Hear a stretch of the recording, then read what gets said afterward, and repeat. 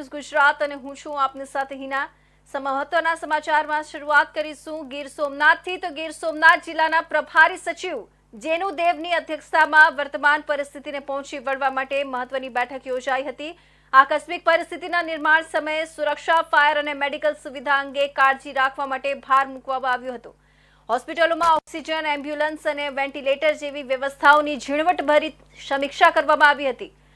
Transportation, પાણી અને સોમનાથ મંદિરની સુરક્ષા તેમજ લોકો ખોટી માહિતીનું પ્રસારણ ન કરે તે માટે ખાસ ચર્ચાઓ કરવામાં આવી હતી। મહેસૂલી કર્મચારીઓની પણ રજા રદ કરી હેડક્વાર્ટર ખાતે રહેવા સૂચનાઓ આપવામાં આવી છે। સોમનાથ મંદિરને સાથે જિલ્લામાં આવેલા મોટા 3 ઉદ્યોગોની પણ સુરક્ષા વ્યવસ્થા વધારી દેવામાં આવી છે। જિલ્લાના 6 તાલુકામાં નાયબ કલેક્ટર કક્ષાના અધિકારીઓને પણ તાલુકા પ્રમાણે તૈયારી પૂર્ણ કરવા જણાવાયું છે। માનનીય પ્રભારી સચિવ શ્રીના અધ્યક્ષસ્થાને હાલમાં જે પરિસ્થિતિ છે તેનું તૈયારીનું સમીક્ષા કરવા માટે જિલ્લાના વરિષ્ઠ અધિકારીઓની એક સમીક્ષા બેઠક રાખવામાં આવેલી હતી।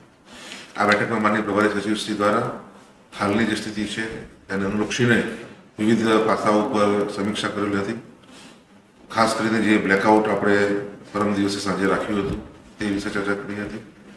લોકો ખોટી અફવાઓથી દોરાય નહીં અને કોઈ પણ પ્રકારની એક કેઓટિક સિચ્યુએશન ના થાય તે સુનિશ્ચિત કરવા માટે સાહેબે બધાને માર્ગદર્શન આપ્યું હતું। જિલ્લામાં જે આરોગ્ય વિષયક સુવિધાઓ આવી છે તેની વિસ્તૃત સમીક્ષા કરવામાં આવી હતી।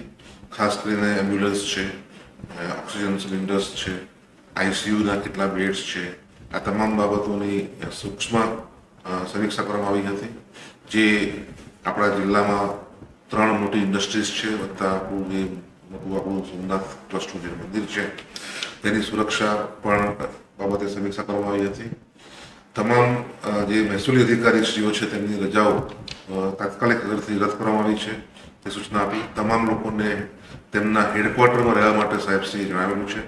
આ ઉપરાંત દરેક ગામોમાં એક કોન્ટેક્ટ પર્સન નું જે છે હુકમ કરવા જણાવેલું છે અને જે આપણા 6 તાલુકા છે એ 6 તાલુકામાં નાયબ કલેક્ટર કક્ષાના અધિકારીશ્રીઓને તાલુકા હેડક્વાર્ટર પર જઈને એમના તાલુકાની જે પરિસ્થિતિ છે તેનો તાગ મેળવીને જે હાલની સ્થિતિને પહોંચી વળવા માટે તમામ તૈયારી પૂર્ણ કરે તેવી સાહેબે સૂચના આપી છે।